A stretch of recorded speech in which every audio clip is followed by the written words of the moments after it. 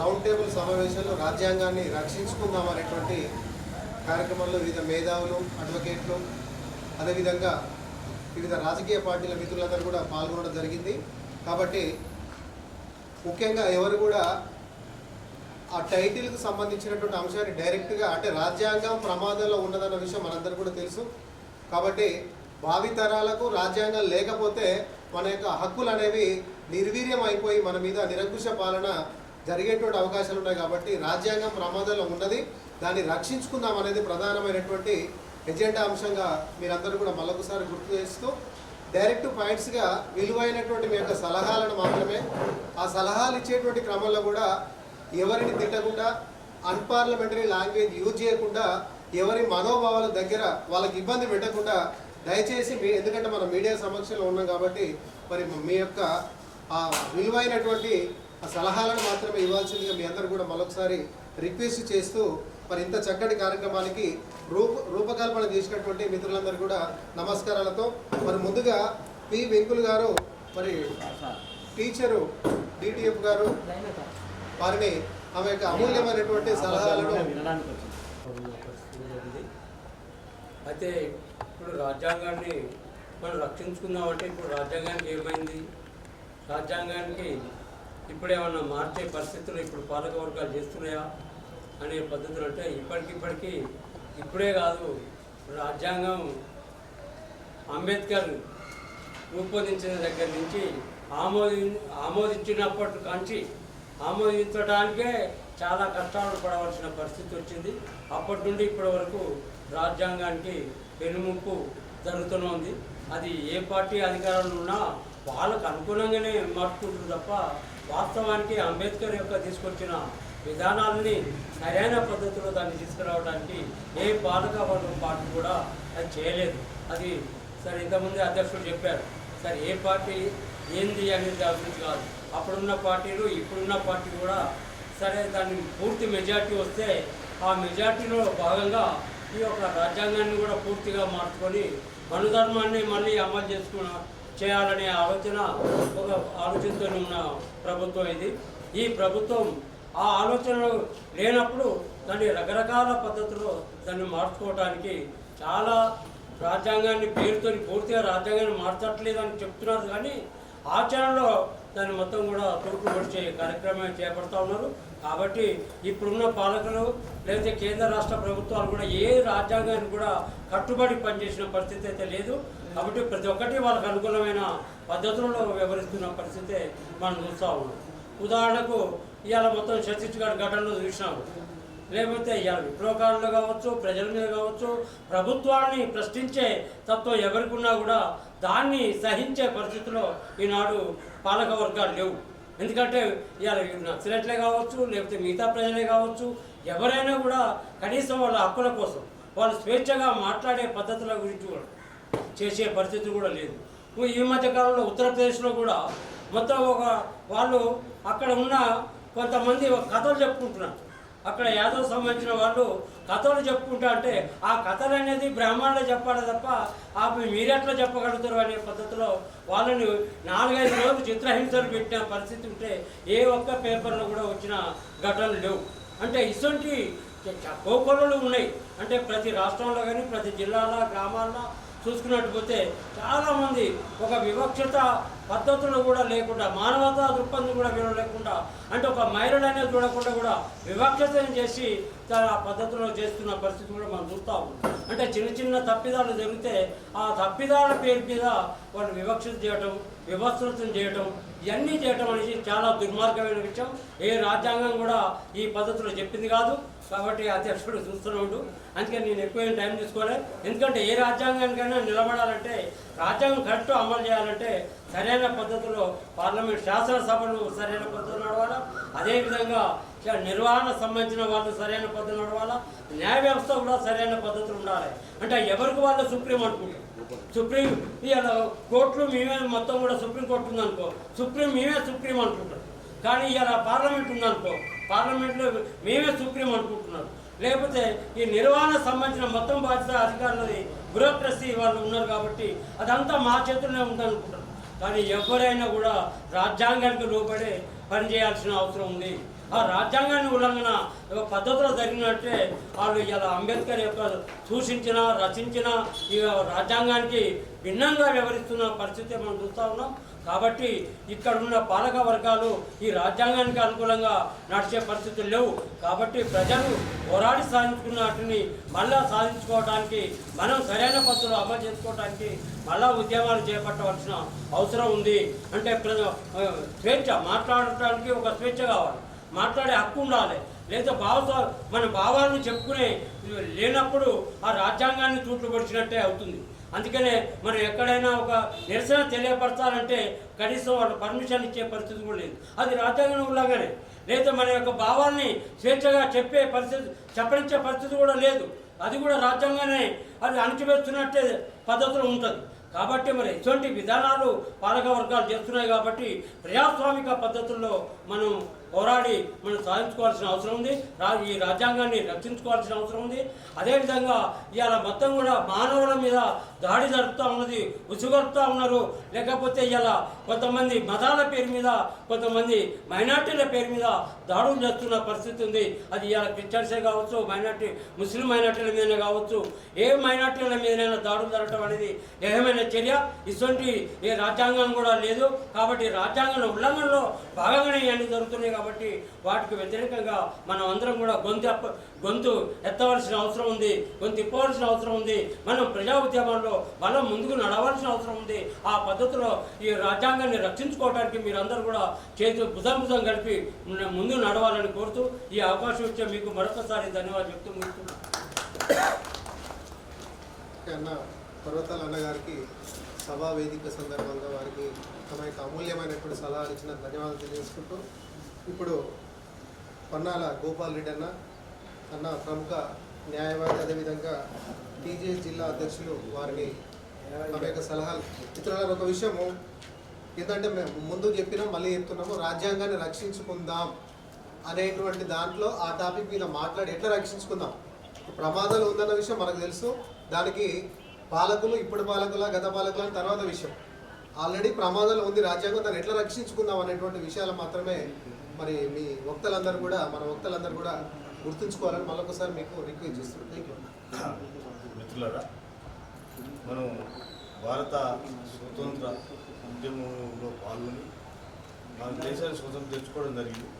ఒక సరి అయినటువంటి రాజ్యాంగాన్ని నిర్మించుకోవాలనే ఆలోచనతోటి డాక్టర్ బిఆర్ అంబేద్కర్ అధ్యక్షతన అనేక సంఘాలు ఏర్పడ్డాయి. అందులో అనేకమైనటువంటి వర్గాలు కమిటీలు ఏర్పడ్డాయి. అన్ని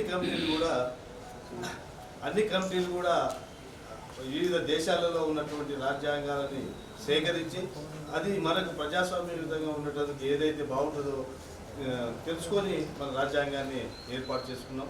కాబట్టి ఇటువంటి రాజ్యాంగాన్ని ప్రపంచంలో ఎక్కడా లేదు. ప్రజాస్వామ్య విధమైనటువంటిది, ముఖ్యంగా స్వేచ్ఛ, స్వాతంత్రం, సౌహార్దత్వం 3 అంశాలని మన రాజ్యాంగ పీఠికలో ఏర్పాటు చేశారు.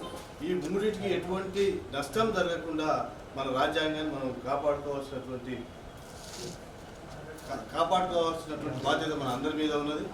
ప్రస్తుత ప్రభుత్వాలు కానీ గత ప్రభుత్వాలు కానీ కొంత మార్పులు చేర్పులు కూడా చేయడం జరిగింది. మనకు స్వతంత్రం మన ఎమర్జెన్సీ కంటే ముందు ఉన్నటువంటి ఆనాడు ఉన్నటువంటి కాంగ్రెస్ ప్రభుత్వం రాజ్యాంగ చట్టంలో ఈ లౌకికవాదం, సోషలిజం అనేటటువంటి పదాలను చేర్చడం జరిగింది. కానీ ఆ 2 పదాలు మళ్ళా తీసేయడం అనేది ప్రస్తుతం ఉన్నటువంటి కేంద్ర ప్రభుత్వం ప్రయత్నం చేసింది దాదాపుగా.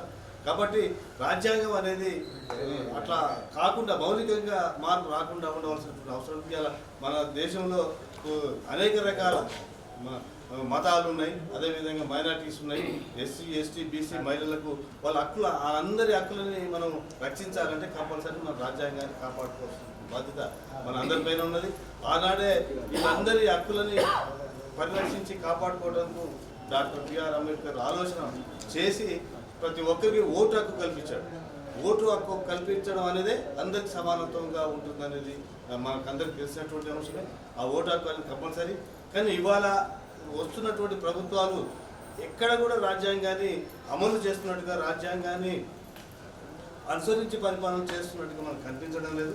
కాబట్టి దాని మీద మనం ఉద్యమం చేయవలసినటువంటి అవసరం ఉన్నది.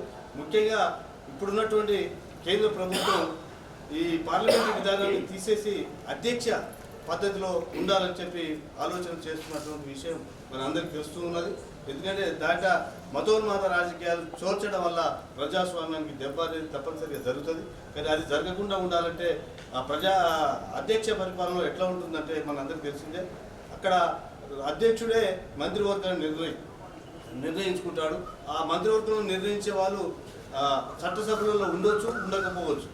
అంటే చట్టసభలలో ఎన్నిక కానటువంటి వాళ్ళు కూడా తన మంత్రివర్గంలో పెట్టుకునేటువంటి అవకాశం ఆ అధ్యక్ష విధానంలో ఉంటుంది.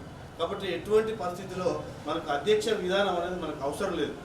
దాన్ని మనం ప్రతి ఒక్కరు వ్యతిరేకించవలసినటువంటి అవసరం ఉన్నది. ఎందుకంటే ఇప్పటికే వాళ్ళకి చాలా వరకు బలం ఉన్నది. ఇంకా ఒక 2-3 రాష్ట్రాలలో అధికారం వచ్చితే కంపల్సరీ రాజ్యాంగ చట్టాన్ని వాళ్ళకు అనుకూలంగా మార్చేటువంటి అవకాశం ఉన్నది. కాబట్టి దాన్ని మనం అందరం కూడా పరిగణించి మన భారత రాజ్యాంగ చట్టాన్ని రక్షించుకోవాల్సిన ఈ సందర్భంగా గుర్తు చేస్తూ నాకు అవకాశం ఇచ్చినందుకు గారికి ప్రత్యేక ధన్యవాదాలు తెలియజేస్తూ, రాజ్యాంగాన్ని రక్షించుకుందాం అనేటువంటి ఈ చర్చలో ఓటు అనేది చాలా ముఖ్యమైనటువంటిది. కాబట్టి ఆ ఓటును కరెక్ట్గా ఉండాలి, దాన్ని బాగా ప్రచారం చేయాలనేటువంటి అమూల్యమైన సందేశాన్ని అన్నగారు ఇవ్వడం జరిగింది. కాబట్టి అందరికి ప్రత్యేక ధన్యవాదాలు. అదేవిధంగా తర్వాత కార్యక్రమంలో మరి అన్న ప్రముఖ న్యాయవాది ఎండి మసీదుద్దీన్ గారు అన్నగారితో చాలా చర్చించడం జరిగింది. కొన్ని సందర్భాల్లో మేము మరి ప్రముఖ అడ్వకేట్ అయినప్పటికీ కూడా పూర్తిగా వ్యవస్థను మార్చడంలో సంపూర్ణమైనటువంటి అపార జ్ఞానం ఉన్నటువంటి వ్యక్తిగా నేను అన్నని చాలాసార్లు కూడా పరిచయం చేసుకున్నా. కాబట్టి మన అన్నగారు ఈ కార్యక్రమానికి రావడం సంతోషంగా భావిస్తూ, స్వార్థం ఉండేందులో వాళ్ళు చేస్తారు ప్రత్యేకంగా మనవాళ్ళు, కానీ వాటికి వ్యతిరేకంగా ఉన్నట్టు 85% ఎందుకు ఆలోచించట్లేదు? ఒకవేళ అదే జరిగిందనుకోండి, డైల్యూట్ అయిందనుకోండి, భారత రాజ్యాంగం ఏ విధమైనటువంటి దాని బేసిక్లో చేంజ్ అయిందనుకోండి, క్రిటికల్లో ఏదైనా చేంజ్ అయిందనుకోండి, ఎవరికి నష్టం లేదు. ఇవాళ ఉన్నటువంటి దేశం అలాగా ఉండుతా ఆలోచించుకోవాల్సిన అవసరం. ఏదో సమయం కోసమో, కొంత రాజకీయ లబ్ధి కోసమో, లేక తన కులం కోసమో, తన మతం కోసమో మనం ఊరుకుంటే రేపు రాబోయే తరాలకు ఇలాంటి పరిస్థితులు ఉండవు. ఇప్పటికే చాలా నష్టం జరిగింది. కావున ఈ ప్రోగ్రామ్ని minority organisations, SC/ST organisations, BC organisations ఏవైతే దీని మీద ఆలోచిస్తున్నారో దీన్ని ఆలోచించి పెద్ద ఎత్తున దీన్ని పటిష్టం చేయాల్సిన అవసరం ఉంది. ఈ సందర్భంగా నాకు అవకాశం ఇచ్చిన నిర్వాహకులకు, DNews వాళ్ళకు కృతజ్ఞతలు. జై భీమ్, జై భారత్, జై సంవిధాన్, జై సంవిధాన్, జై సంవిధాన్. అన్నగారికి ధన్యవాదాలు. ముఖ్యంగా స్వార్థపూరితమైనటువంటి రాజకీయ నాయకులు, అదేవిధంగా మత రాజకీయాలు ఈరోజు భారతదేశాన్ని ముఖ్యంగా మన యొక్క రాజ్యాంగాన్ని ప్రమాదంలో పడేస్తున్నాయి. కాబట్టి అలాంటి వారికి తావివ్వకూడదని అన్న ఇచ్చినటువంటి సలహాలకు ప్రత్యేక ధన్యవాదాలు తెలియజేసుకుంటూ, అదేవిధంగా తర్వాత కార్యక్రమంలో భాగంగా అన్న పందుల సైదులు గారు విద్యావంతుల వేదిక జిల్లా అధ్యక్షులు, మీరు రాజ్యాంగాన్ని రక్షించుకుందాం అనేటువంటి అంశాన్ని మరి ఎట్లా రక్షించుకుందాం ఏందనేటువంటి విషయాల మీద సలహాలు ఇవ్వాల్సిందిగా అన్నగారిని కూర్చున్నాను.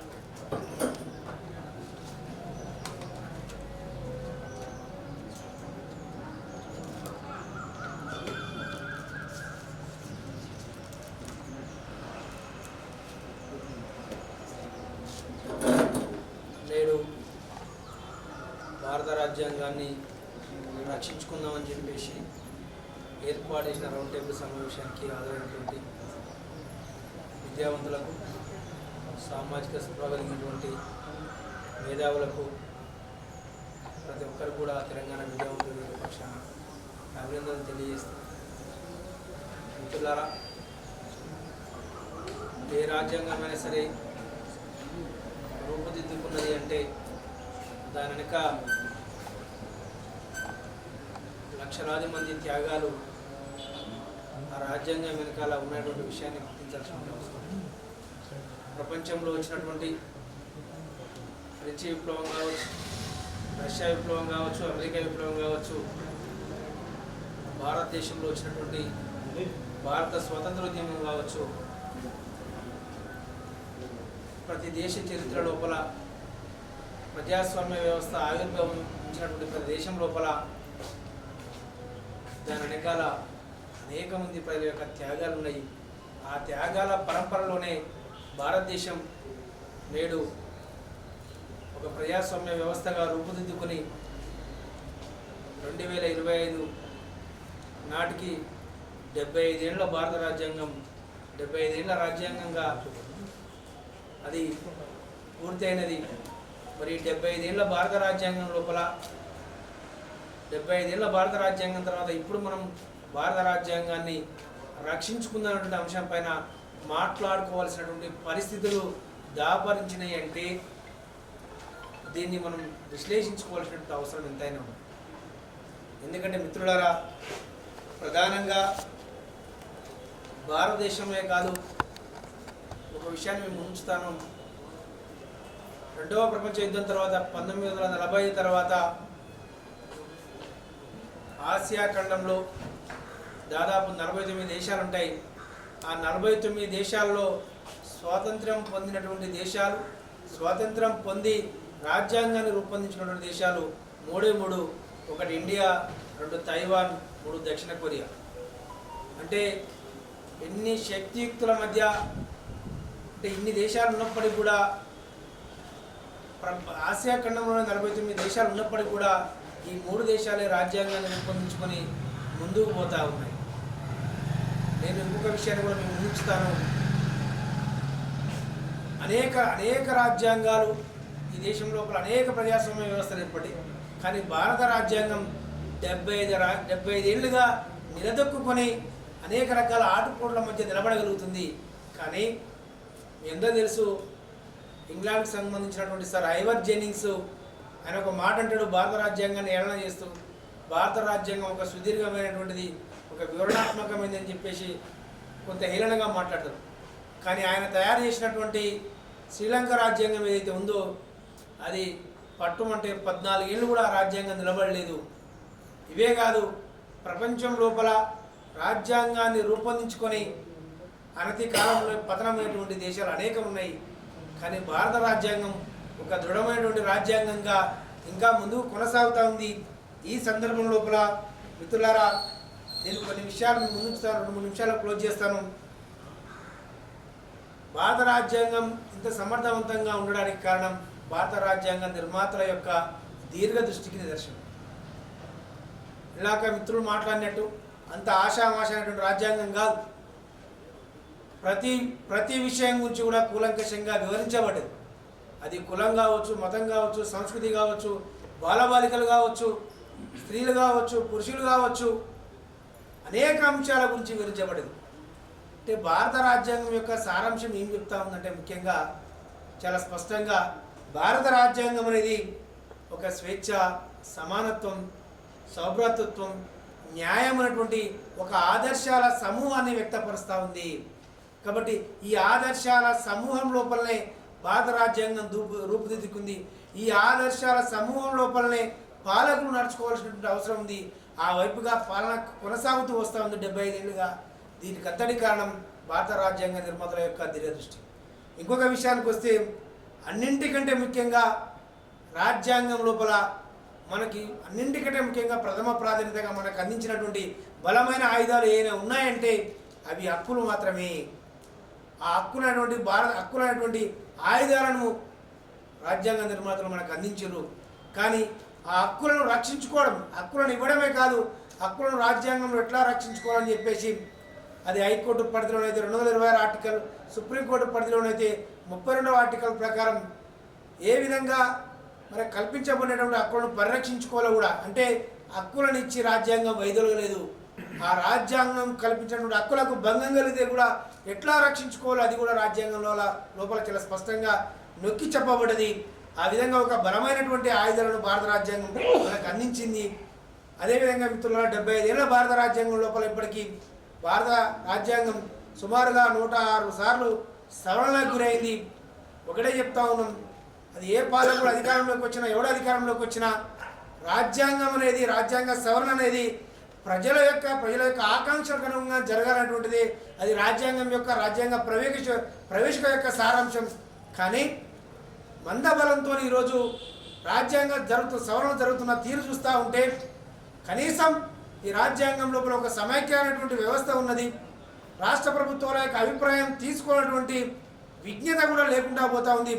వచ్చినటువంటి లేబర్ కోడ్లు కావచ్చు, తీసుకొచ్చిన వ్యవసాయ చట్టాలు కావచ్చు, ఈ మధ్యన తీసుకొచ్చినటువంటి నూతన విద్యా విధానం కావచ్చు, కనీసం రాష్ట్రాల యొక్క అభిప్రాయాలు తీసుకోకుండా ఏకపక్షంగా రాజ్యాంగంలో ఉన్నటువంటి సమైక్య స్ఫూర్తికి విఘాతం కలిగిస్తూ కేంద్ర ప్రభుత్వం ముందుకు పోతా ఉంది. ఇవన్నీ కూడా రాజ్యాంగాన్ని అంటే రాజ్యాంగంలో ఉన్నటువంటి నిబంధనలను ఉల్లంఘిస్తున్నందుకు నిదర్శనంగానే భావిస్తూ ఉన్నాం. అదేవిధంగా అనేక మంది ఆధిపత్య శక్తులను కూడా అంటే రాజ్యాంగాన్ని అంటే మేము ఏదైనా చేయగలుగుతాం అనేటువంటి శక్తులను కూడా నిలువరించగలిగినటువంటి శక్తి ఒక భారత రాజ్యాంగానికే ఉంది. అలాంటి ఆధిపత్య శక్తులను కూడా భారత రాజ్యాంగం నిలువరించింది. అదేవిధంగా ఈ మధ్య కాలం లోపల కేంద్ర ప్రభుత్వం ఒక అసమ్మతిని తట్టుకోలేకపోతుంది. విద్యావంతులుగా బుద్ధిజీవులుగా రాజ్యాంగ పరిధికి లోబడి ప్రశ్నిస్తూ ఉన్నారు. కానీ ఆ ప్రశ్నలను తట్టుకునేటువంటి పరిస్థితి లేదు. న్యాయం మాట్లాడితే భరించే పరిస్థితి లేదు. స్వేచ్ఛ మాట్లాడితే, సమానత్వం మాట్లాడితే, హక్కుల గురించి మాట్లాడితే అంటే అసమ్మతి అనేటువంటిది ఒక ప్రజాస్వామ్యం లోపల ఒక సద్విమర్శగా స్వీకరించి దానికి సరైనటువంటి పరిష్కారాన్ని చూపించాల్సినటువంటి పాలకులు నేడు భావ ప్రకటన స్వేచ్ఛ పైన యథేచ్ఛగా దాడి చేస్తున్నారు. భావ స్వేచ్ఛ ప్రకటన పైనే కాదు, వ్యక్తులను కూడా లేపేస్తూ ఉన్నారు. అందులో కుల్బుర్గి కావచ్చు, అదేవిధంగా అనేక మంది ప్రముఖమైన వ్యక్తులు గౌరీ లంకేష్ కావచ్చు, స్వామి అగ్నివేష్ కావచ్చు, ఫాదర్ స్టాన్ స్వామి కావచ్చు, మొన్న మరణించినటువంటి ప్రొఫెసర్ సాయిబాబా కావచ్చు, ఇప్పటికీ జైల్లో ఇప్పటికీ అంటే కోర్టు నిబంధనలకు లోబడి ఒక 4 గదుల మధ్య ఒక జీవితం గడుపుతున్నటువంటి వరవరరావు కావచ్చు. అంటే ఇలాంటి మేధావులపైన బుద్ధిజీవుల యొక్క భావ ప్రకటన పైన ఈ కేంద్ర ప్రభుత్వం ఆర్ఎస్ఎస్ కన్సర్న్లో నడుస్తున్నటువంటి బీజేపీ తీవ్రమైనటువంటి దాడులకు పాల్పడుతూ ఉంది. ఇది రాజ్యాంగాన్ని అనంగానే మనం అందరం కూడా భావించాల్సినటువంటి అవసరం ఉంది. అదేవిధంగా అభివృద్ధి పేరుతో కూడా ఈరోజు ఆనందం జరుగుతాం. మనం చూస్తూ ఉన్నాం, మిత్రులాగా మాట్లాడు ఛత్తీస్గఢ్ లోపల అభివృద్ధి అంటూ ఉన్నారు. కార్పొరేట్ శక్తులు ఎవరి కోసం ఛత్తీస్గఢ్లో జరగబడతా ఉన్నారు, ఎవరి కోసం 160 కిలోమీటర్లు బీజాపూర్, దంతేవాడ, సుక్మా జిల్లాలో ఈరోజు రైలు మార్గాలు నేస్తూ ఉన్నారు. మీ విద్య కోసం, వైద్యం కోసం అంటున్నారు. ఈరోజు మావోయిస్టులు కావచ్చు, నక్సలైట్ పార్టీ కావచ్చు, వాళ్ళు కూడా అదే అంటూ ఉన్నారు కదా. ఆ ఆదివాసులకు సరైనటువంటి విద్యా వైద్యం అందించండి, అదేవిధంగా ఆ సంపద పైన వాళ్ళకి హక్కులను కల్పించడానికి చెప్తా ఉంది. కానీ ఆదాని అమ్మాయిల కోసం ఛత్తీస్గఢ్ లాంటి అడవులను జల్లెడబడుతూ ఆ రాజ్యాంగం కల్పించినటువంటి జీవించే హక్కు లోపల సుమారుగా ఇప్పటికీ 600 మందిని ఒక ఆపరేషన్ కగారిపెట్టి 600 మందిని పొట్టన పెట్టుకుంది. అంటే జీవించే హక్కును ఈ ప్రభుత్వం కాలం రాసిందా లేదా అనేటువంటి మనం ఆలోచన చేయాలి. ఇంకొక దుర్మార్గమైన విషయం ఏంటంటే సుమారుగా 600 మందిని చంపడానికి ఈరోజు బీజేపీ ప్రభుత్వం 6,456 కోట్లు పెట్టినామని చెప్పేసి 2004 నుంచి 2014 ఈ యొక్క ఎవరు నక్సలైట్లను ఏరువేయడానికి 6,456 కోట్లు. అంటే మనుషులను చంపేకి ఎవరు ఇచ్చారండి? భారత రాజ్యాంగం లోపల ఒక సమస్య ఏదైనా వచ్చినప్పుడు దాన్ని చర్చించుకోవాలి, ఆ చర్చల ద్వారా పరిష్కారాన్ని వెతుక్కోవాలి. కానీ ఆ చర్చలకు ఆస్కారం లభించకుండా మొన్న పహల్గామ్లో 29 మందిని భారతీయులను చంపితే కనీసం వాళ్ళు ఎడిపోయినటువంటి కూడా ఇంతవరకు ఏరువేలే. ఆ డ్రోన్లు ఎక్కడ పోయినాయి? ఆ ఇజ్రాయెల్ సాంకేతిక పరిజ్ఞానం ఎక్కడ పోయింది? వీరందరూ రాజ్యాంగ పరిధి లోపలే ఉన్నారు కదా. శత్రు దేశం ఉన్నటువంటి పాకిస్తాన్తో చర్చలు జరుపుతారు. కానీ ఈ దేశంలో ఉన్నటువంటి ఈ దేశం మూలవాసులైనటువంటి ఆదివాసుల తరఫున నిలబడుతున్నటువంటి ఆ యొక్క మావోయిస్టులతో శాంతి చర్చలు జరపడానికి మీకు ఎందుకు నోరు రాదు? ఎందుకు వాళ్ళని పిలువరు? మరి వాళ్ళకు రాజ్యాంగం కల్పించిన హక్కులు వాళ్ళకు వర్తించవా? ఈ దేశం లోపల వాళ్ళు పరులు కారా? ఇవన్నీ కూడా అంటే మొత్తంగా రాజ్యాంగ హననం జరుగుతూ ఉంది. మిత్రులారా, చివరిగా నేను ఒకటే విషయం చెప్పి ముగిస్తాను. అంబేద్కర్ చెప్పినటువంటి విషయాన్ని అన్నిటికన్నా ముఖ్యంగా లౌకిక స్ఫూర్తి చాలా దెబ్బతింటా ఉంది. రాజ్యాంగంలోనే సర్వధర్మ సమభావన ఉన్నది. ఈరోజు సనాతన ధర్మం తీసుకొస్తా ఉన్నారు. రాజ్యాంగంలో స్వేచ్ఛ, సమానత్వం, సౌభ్రతత్వం, న్యాయం అంటే ఏంది? సర్వధర్మ సమభావన. అది కాకుండా ఒక సనాతన ధర్మం పేరిట మొత్తం కూడా ఈ దేశం లోపల కలుషితం చేస్తూ ఉన్నారు. ఈ దేశం లోపల మైనార్టీలు వాళ్ళకైతే కనీసం చీమల్లాగా దోమల్లాగా కనపడతా ఉన్నారు. వాళ్ళ హక్కులు రాజ్యాంగం లోపల మైనార్టీలకు కల్పించినటువంటి హక్కులు కూడా ఈ పాలకులకు కనపడడం లేదు. కాబట్టి లౌకిక స్ఫూర్తి కూడా దెబ్బతింటా ఉంది. దాన్ని కూడా మనం ఎదుర్కోవాల్సిన అవసరం ఉంది. మిత్రులారా, అన్నింటికీ ఈ రాజ్యాంగాన్ని రక్షించుకోవాలంటే చివరిగా ఒకటే పరిష్కారం, అది ప్రజల్లో మనం చైతన్యాన్ని తీసుకురావాలి. ఈ సందర్భంగా మీకు ఒక విషయాన్ని మేము ముందుంచుతాను. అంబేద్కర్ చెప్పినటువంటి మాటలను, భారత రాజ్యాంగం అనేక త్యాగాలు, రక్తము, కన్నీళ్ల ఫలితంగా రూపుదించబడ్డది. కానీ రాజ్యాంగాన్ని రక్షించవలసిన వారి రాజ్యాంగాన్ని నిర్వీర్యం చేసి కుట్రలకు పూనుకుంటున్నారు. ఈ క్రమం లోపల 1949 అంటే తెల్లారితే రాజ్యాంగం ఆమోదించబడుతుంది. 49 నవంబర్ 26 ఆమోదించబడుతుంది. 49 నవంబర్ 25న ఈ భారత రాజ్యాంగ పిత డాక్టర్ బాబాసాహెబ్ అంబేద్కర్ చెప్పిన మాటలు మేము ముందుంచుతూ ఉన్నాను. రాజ్యాంగం ఎంత మంచిదైనా సరే కొన్ని సందర్భాల్లో చెడుగా మారడం ఖాయం. ఎందుకంటే పనిచేయడానికి పిలిచిన వాడు చెడ్డవాడైతే, సక్రమంగా పనిచేయకపోతే ఎంత మంచి రాజ్యాంగం అనేది చెడ్డ రాజ్యాంగంగా రూపుదిద్దుకుంటుంది. అదేవిధంగా ఒకవేళ రాజ్యాంగం ఎంత చెడ్డదైనా సరే పనిచేయడానికి పిలిచిన వాడు మంచిగా మారితే అది మంచి రాజ్యాంగంగా మారుతుంది. ఈ వ్యాఖ్యలను అంబేద్కర్ అనుసరించినటువంటి ఈ వ్యాఖ్యలను మనమందరం కూడా ఒక చైతన్యవంతమైనటువంటి ప్రజలను తయారు చేసుకోవడం ద్వారా, అదేవిధంగా పాలకుల యొక్క రాజ్యాంగ వ్యతిరేక విధానాలను ప్రజల ముందు ఉంచడం ద్వారా మనం భారత రాజ్యాంగాన్ని నిలబెట్టుకోగలమన్నటువంటి ఒక విశ్వాసాన్ని మనం ప్రజల్లో కల్పించాలి. ఆ వైపుగా మనం వీలైనంతగా అది భావవ్యాప్తి కావచ్చు, ఉద్యమ నిర్మాణం కావచ్చు, అదేవిధంగా రాజకీయ పార్టీలను కదిలించడంలో కావచ్చు, ఈ 3 పందాల లోపల భారత రాజ్యాంగాన్ని పరిరక్షించుకోవడానికి సమిష్టిగా ఐక్యంగా ఈ దేశంలో ఉన్నటువంటి అందరం కూడా, ఎందుకంటే రాజ్యాంగం యువకునికి సంబంధించింది కాదు కాబట్టి సకల జనులంగా సబ్బండ వర్గాలంగా ఐక్యంగా ఈ రాజ్యాంగాన్ని కాపాడుకునే క్రమం లోపల ప్రజల విశ్వాసాన్ని చూరగొనడానికి ప్రయత్నం చేయాలని చెప్పి తెలియజేస్తూ, నాకు ఇంతసేపు అవకాశం ఇచ్చినటువంటి మిత్రులకు ధన్యవాదాలు తెలియజేస్తూ ముగిస్తా ఉన్నాను. జై భీమ్, జై సంవిధాన్. అందుల సైదులు గారు విద్యావంతుల వేదిక అనేటువంటి ఆర్గనైజేషన్ నడుపుతున్నారు కాబట్టి వారు కొద్దిగా సమయం ఎక్కువ ఇచ్చినాం. అయితే అన్నగారు చెప్పినటువంటి విషయంలో ఒకటే మాట, రాజ్యాంగం నేను ఇంత కష్టపడి రాసినా కానీ ఇంప్లిమెంటేషన్ చేసేటువంటి వ్యవస్థ కరెక్ట్ లేనప్పుడు రాజ్యాంగం చెడ్డదవుతుంది కాబట్టి అనేటువంటి అంబేద్కర్ వాటిని మనకు గుర్తు చేసి ఆ రాజ్యాంగం యొక్క ప్రొటెక్షన్ ఎట్లనో ఏందో అనేది మనకు తెలియడం జరిగింది. కాబట్టి అన్నగారి ప్రత్యేక జైవీలతో ఎంటీ రవి గారు సమాజ్వాదీ పార్టీ జిల్లా ఇన్ఛార్జ్. అన్న మళ్ళొక్కసారి సమయం ఎక్కువ లేదు, ఎందుకంటే లంచ్ టైం మనం అందరం మేధావులం కాబట్టి ఇక్కడ ప్రజలకు ఇచ్చేటువంటి సందేశాలు కాకుండా ఎట్లా రక్షించుకుందాం అనేటువంటి విషయాలను 2, 3, 4 అవసరమైతే మీరు సలహాలు 10 ఇచ్చినా పర్వాలేదు, కానీ కొద్దిగా సుదీర్ఘమైనటువంటి ఉపన్యాసాలు కాకుండా దయచేసి అన్యతగా భావించకండి. అందరం మేధావులం. ఇక్కడ వచ్చిన వెంటనే మనకు రాజ్యాంగం మీద పట్టు ఉన్నట్టు, సమాజం మీద అవగాహన ఉన్నట్టు, హక్కుల మీద పూర్తి అవగాహనతోటే మనము సలహాలు ఇవ్వడానికి వచ్చినాం. కాబట్టి దయచేసి ఎట్లా రక్షించుకుందాం, ప్రమాదం ఉంది, దాని నేపథ్యం తెలుసు, అన్నీ తెలుసు, కానీ ఈ యొక్క సలహాలను మాత్రమే 1-2 నిమిషాలు. అంబేద్కరిస్టులు అంటేనే టైం ఫాలోయింగ్ అనేది చాలా ఇంపార్టెంట్. సమయాన్ని పాలించకపోతే అంబేద్కరిజం అనేది లేదు. కాబట్టి దయచేసి మీ దృష్టికి మళ్ళొకసారి తీసుకొస్తాం. ఓకే.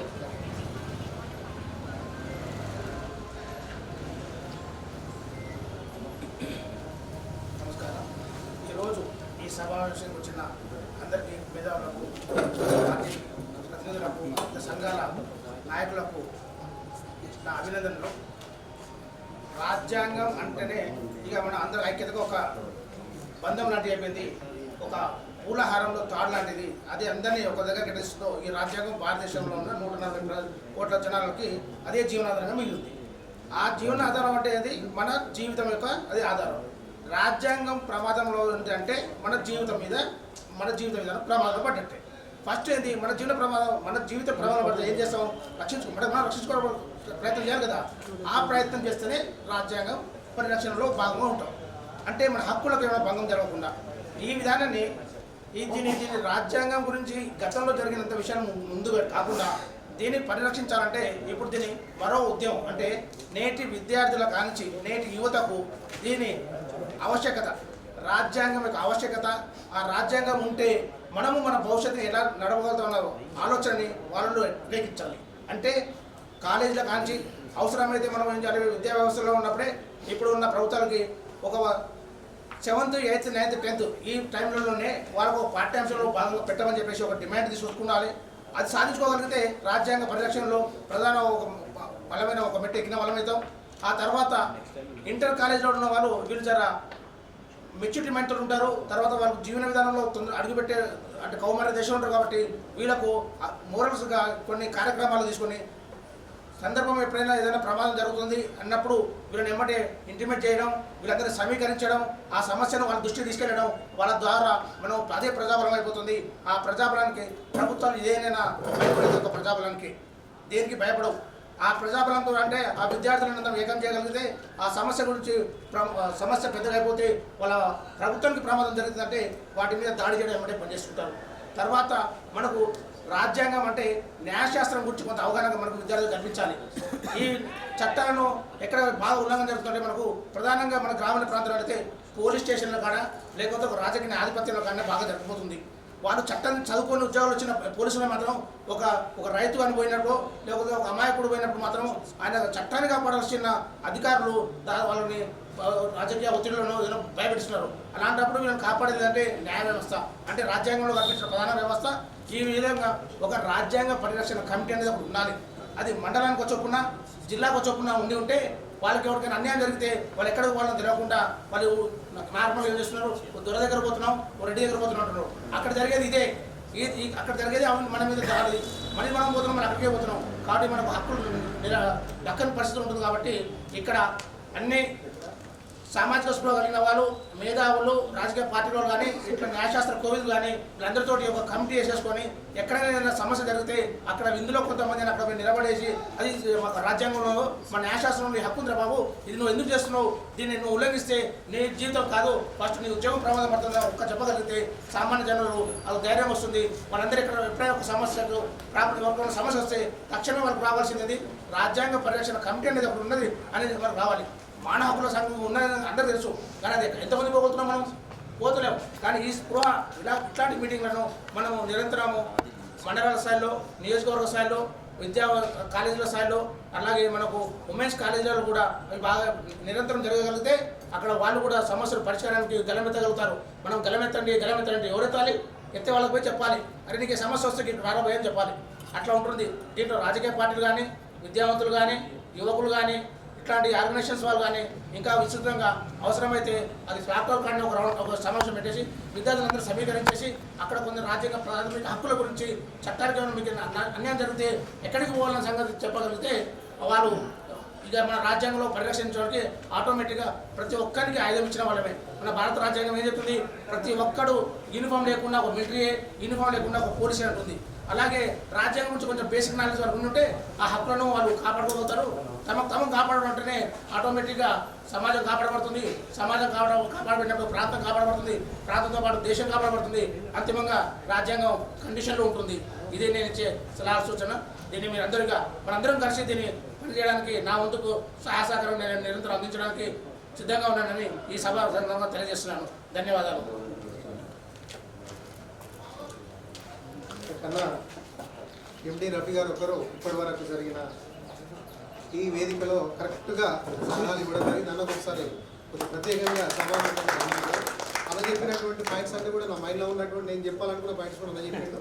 అయినప్పటికీ ఏంటి అంటే మేము ప్రతి ఇన్స్టిట్యూషన్లో కూడా ఖచ్చితంగా రాజ్యాంగం మీద, చట్టాల మీద అవగాహన కల్పించడం అనేది ఇది ఖచ్చితంగా ప్రతి ఒక్కరు చేయాల్సిన పని. అట్లాగే ఈ మానవ హక్కుల దినోత్సవం కానీ, హ్యూమన్ రైట్స్ డే ఇలాంటివి చాలా ఉంటాయి. అలాంటి ర్యాలీలు టౌన్లో జరిపితే దాని మీద అవగాహన వస్తుంది తప్ప ప్రపంచంలో ఎక్కడ కూడా చట్టం అనేది మనం రక్షించాలి కానీ ఆ చట్టాన్ని మనం రక్షించాలనేటువంటి దౌర్భాగ్య పరిస్థితి ఈరోజు మనం ఆ సందర్భంలో మాట్లాడుకుంటాం. కాబట్టి అందరికి ప్రత్యేక ధన్యవాదాలు తెలియజేసుకుంటూ మరి బాబాసాహెబ్ అంబేద్కర్ ప్రపంచంలో ఏ నాయకుడు, ఏ లీడర్ చేయనటువంటి గొప్ప త్యాగం చేసిన ఏంటిదంటే ఇందుకోటి బిల్లు పెట్టి మహిళల కోసం ఆయన రాజీనామా చేసినటువంటి వ్యక్తి. కాబట్టి మరి మహిళలను ఒకసారి మాట్లాడించాల్సిందిగా మీ అందరూ అవకాశం ఇస్తే మరి అక్కను వేదిక మీదకి ఆహ్వానిస్తున్నాం. కొండ లలితక్క బీసీ ఉమెన్ లీడర్ అక్క గారికి వెల్కమ్. యాక్చువల్గా ఫస్ట్ ఛార్జ్ ఇస్తే కూడా సంతోషం.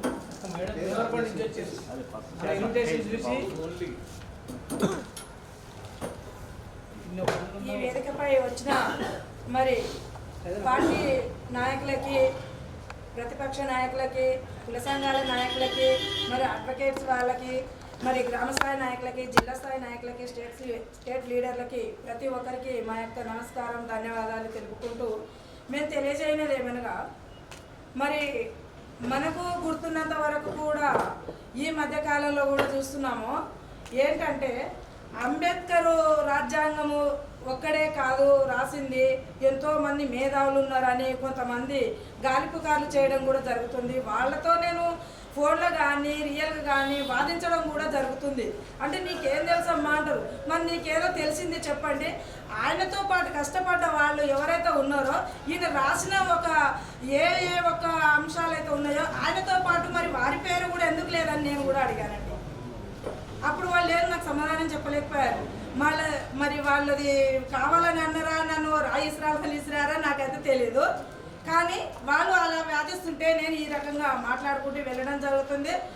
ఇప్పుడు మనం చేయాల్సింది ఏంటంటే ప్రతి ఒక్కరము మానవత్వం గల్లవాళ్ళు ప్రతి ఒక్కరికి నిద్రపోయే సమయంలో గుండెల మీద చేసుకుంటే మన రాజ్యాంగము ఏ విధంగా పోతుంది, మన సమాజం ఏమైపోతుంది, ఎక్కడ బలు పశువులాగా నాశనమైపోతున్నారని బాగా ఆలోచన మనం గుర్తు చేసుకోకుండా వాటికే వస్తుంటుంది. అంటే మన బ్రెయిన్లకు ఇది రిపీట్ అవుతుంటుంది.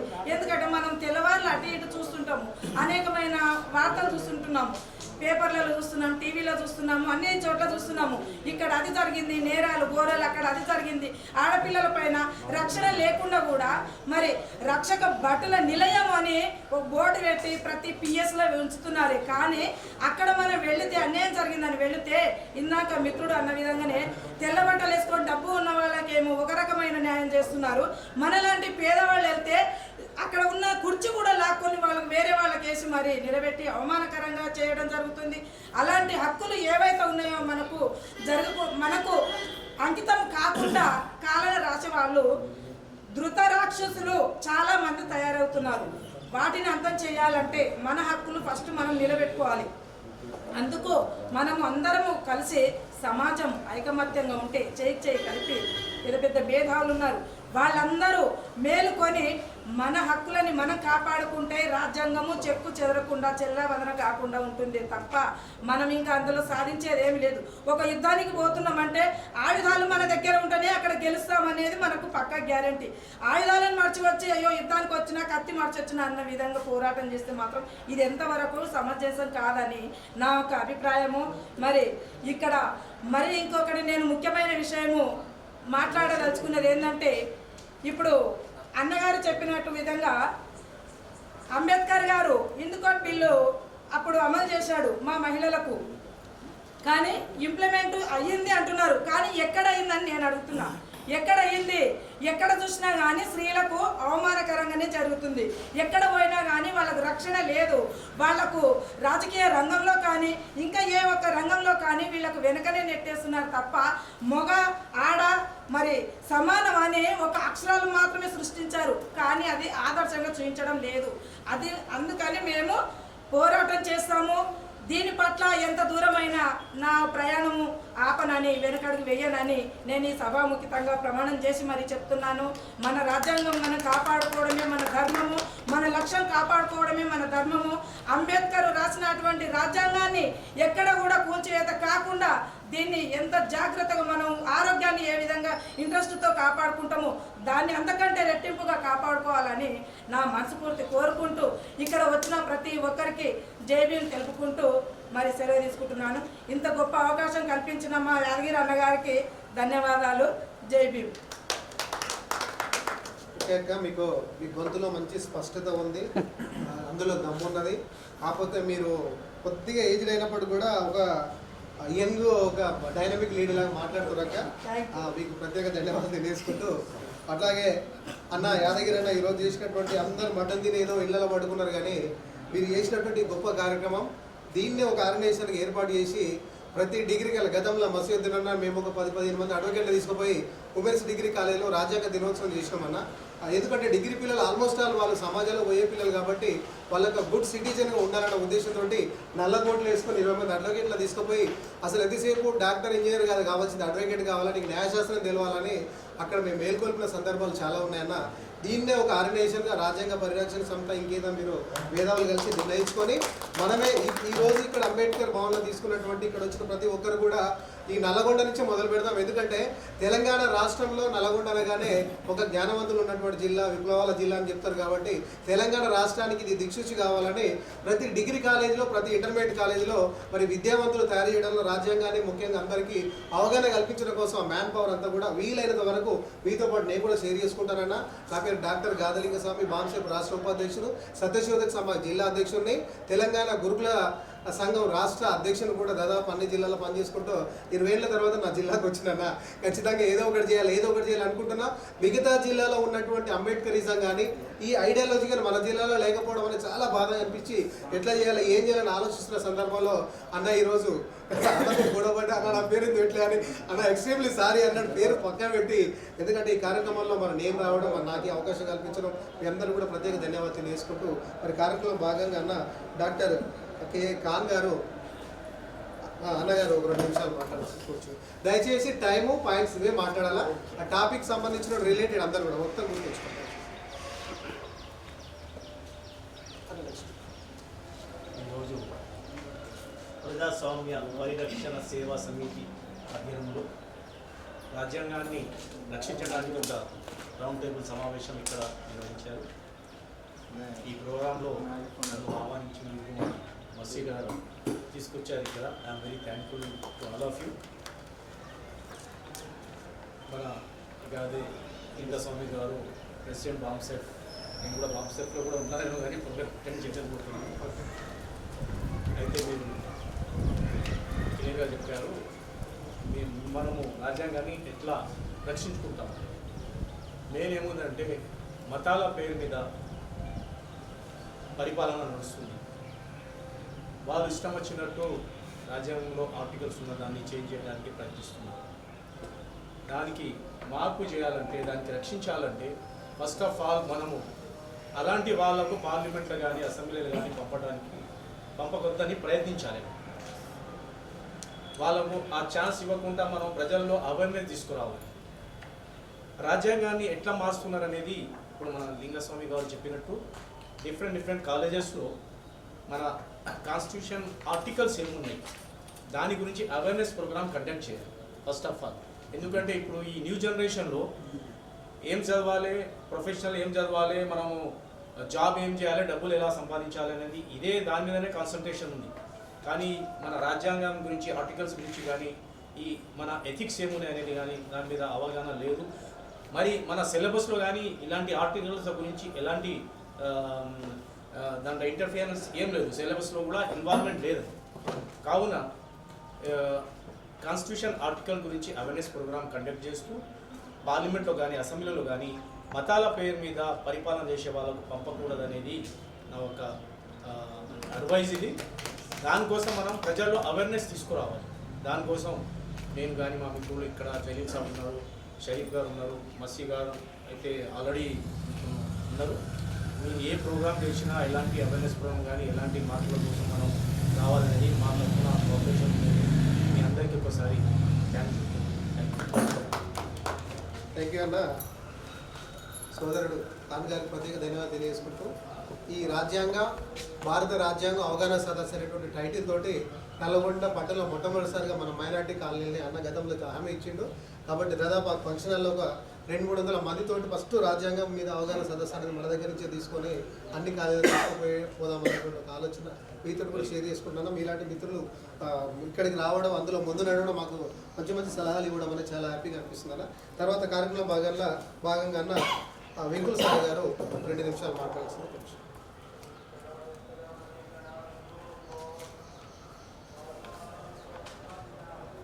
ఈనాటి రౌండ్ టేబుల్ సమావేశం నిర్వహిస్తున్నటువంటి ప్రజాస్వామ్య పరిరక్షణ కమిటీ ఆధ్వర్యంలో జరుగుతున్నటువంటి, అట్లాగనే యూనిస్ ద్వారా జరుగుతున్నటువంటి ఈ సమావేశాన్ని ఏర్పాటు చేసినందుకు మొట్టమొదటిగా జీకే జిల్లా శాఖ పక్షాన మీ అందరికీ అభినందనలు, ధన్యవాదాలు. మేకలనే బలిస్తారు, పులులను బలివ్వరు. మేకలనే బలిస్తారు, ఈ దేశంలో పులులను బలివ్వరు. ఈ మాటలు సాక్షాత్తు బిఆర్ అంబేద్కర్ గారు చెప్పినటువంటి రాజ్యాంగం రాసే ముందు రాజ్యాంగం రాయడానికి ఎన్ని తిప్పలు పడరు అన్నీ ఇక్కడ మనం చర్చనీయాంశం కాదని అధ్యక్షులు. 2 అంశాల్లో ఇవాళ ఆ ఆనాడు అంబేద్కర్ గారు మేకలను బలిస్తానన్నారు, కానీ ఇవాళ ఆధునిక కాలంలో ఉన్నటువంటి ఈ మనువాదులు మనుషులను బలిస్తున్నారు. మతం పేర, కులం పేర, వివక్ష, మహిళల పేరు మీద, బాలికల పేరు మీద, ఇట్లా అనేక రకాలుగా మనుషులని బలిస్తున్నారు. స్వాతంత్రం వచ్చి 75 సంవత్సరాలు దాటినప్పటికీ కూడా ఇప్పటికీ కూడా మనం ఒక రాజ్యాంగం గురించి మాట్లాడుకుంటున్నామంటే ఏ దిశలో, ఏ దశలో, ఏ హీన స్థితిలో ఉన్నామో మనకు అర్థమవుతుంది. అంతిమంగా ఇక్కడ మనం అందరం కూడా ఏం చేయాలనుకుంటున్నాము? ఈ రాజ్యాంగాన్ని ఎలా పరిరక్షించుకోవాలి? ఈ రాజ్యాంగాన్ని పరిరక్షించుకోవాలంటే మొట్టమొదటగా ఈ దేశంలో ఉన్నటువంటి ప్రతి పౌరునికి విద్య, వైద్యము, న్యాయము సమానంగా ఉచితంగా అందివ్వాలి. ఇది అందివ్వకుండా ఉన్నటువంటి పాలకులు ఎవరైతే ఉన్నారో ఇవి కాక విద్యను కాక అందిస్తే, వైద్యాన్ని కాక అందిస్తే, న్యాయాన్ని కాక అందిస్తే ప్రశ్నిస్తారు. కాబట్టి ఈ యొక్క ఎవరైతే ఈ వర్ణ ధర్మాన్ని ఆశ్రయిస్తున్నటువంటి వాళ్ళు ఉన్నారో, చతుర్వర్ణాలను ఆశ్రయిస్తున్నటువంటి వాళ్ళు ఉన్నారో, చివరి దశగా సూత్రులైనటువంటి వారు ఎక్కువగా 80% మాత్రం ఉన్నటువంటి వారికి ఇది రానియకుండా, దరిదాపులోకి రానియకుండా చేస్తే రాజ్యాంగాన్ని ఆటోమేటిక్గా మనము దాన్ని నిర్మూలించవచ్చు అనే కుట్రతోటి, కుతంత్రాలతోటి వచ్చినటువంటి ఈ యొక్క కేంద్ర ప్రభుత్వం ఒక 10 సంవత్సరాలు కుట్ర జరుగుతుంది. దానికి ఒక ఉపాధ్యాయుడిగా నా చిన్న సలహా, ఖచ్చితంగా ఈ ప్రజలలో విద్యను అందించే ప్రయత్నం చేయాలి. విద్యను అందించాలి అంటే ఈ దేశంలో ప్రజాస్వామ్యం పరడవిల్లాలంటే, రక్షించబడాలంటే ఓటుకు నోటు అనే దాన్ని పూర్తిగా మార్చుకోవాలి. మనము ఇవాళ నోటుకు ఓటు ఉండి ఆ ఓటును చిన్నాభిన్నం చేసేసి కొనుక్కుంటున్నారు. లక్షల కోట్ల ఖర్చులు పెట్టినటువంటి వాడు ఇలా రాజ్యాంగం పేరు చెప్పుకొని పాలకులుగా మారి వీళ్ళందరినీ వీరు చేస్తున్నారు. దీన్ని మాత్రం మనం ఖచ్చితంగా చైతన్యపరచాల్సిన అవసరం ఉన్నది. ఇది కాక చేయకపోతే ఈ ఓటు ద్వారానే ఈ యొక్క రాజ్యాంగాన్ని కాపాడుకుంటాం. కాబట్టి ఈ ఓటు ద్వారానే చైతన్యం తీసుకొచ్చి ఒక్కటే మాట అన్నా, ఈ దేశంలో ఉన్నటువంటి బడుగు బలహీన వర్గాలు ఏవైతే ఉన్నాయో ఏకం కావాల్సిన అవసరం ఉన్నది. ఎవడొచ్చి పాలించిన పాలకుడు ఎక్కినటువంటి వాడు మాత్రము మనువాదిగానే మారుతున్నాడు. మనం శూద్రులుగానే ఉంటున్నాం. ఈ శూద్రులందరూ రాజ్యాధికారంలోకి రావాలి అంటే ఓటు ద్వారా మనం ప్రజాస్వామ్యయుతంగా మనం రాజ్యాధికారాన్ని తెప్పించుకోవడానికైనా ఇప్పటికైనా ఏకం కావాల్సిన అవసరం ఉంది. ఇప్పుడు ఏకం కాకపోతే ఈ రాజ్యాంగానే కాదు కదా, ఈ దేశంలో ప్రజాస్వామ్యాన్ని కూడా రక్షించుకునే పరిస్థితులు ఉండవు అని చెప్తూ ఈ తక్కువ సమయంలో ఈ అవకాశం ఇచ్చినట్టు అన్న యాదన్న నాకు వాట్సాప్లో పెట్టినాడు. అది నేను చూసి నేను విందామని వచ్చినా, మీ సలహాలను కూడా విందామని వచ్చినా, మీరు విన్నటువంటి విషయాలన్నీ కూడా నా పిల్లలకు చెప్పుకోవాలి. నేను ఈ భారతదేశంలో రాజ్యాంగం ఎలా రక్షించబడాలనేది మీ ద్వారా తెలుసుకుందామని వచ్చినా. ఈ అవకాశం ఇచ్చినందుకు మరొకమారు DTF జిల్లా శాఖ పక్షాన ఈ వర్గానికి మరొకసారి అధ్యక్ష వహించినటువంటి లింగస్వామి కూడా ధన్యవాదాలు చేస్తున్నాను. థ్యాంక్ యూ అన్న. కార్యక్రమంలో భాగంగా కుతుబుద్దీన్ ఆమ్ ఆద్మీ పార్టీ జిల్లా అధ్యక్షులు అన్నగారికి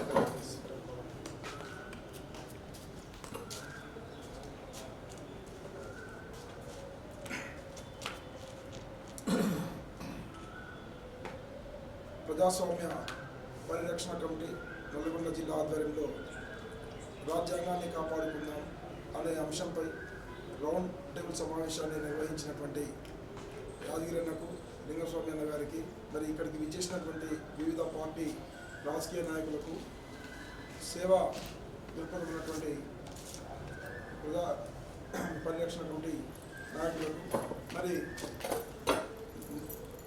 మన లాయర్లకు అందరికీ కూడా పేరు పేరున ఆమ్ ఆద్మీ పార్టీ నల్గొండ జిల్లా కమిటీ తరఫు నుంచి ధన్యవాదాలు తెలుపుకుంటూ, మరి ఇప్పటికే చాలామంది చాలా విషయాలు మనకు తెలియపరిచారు.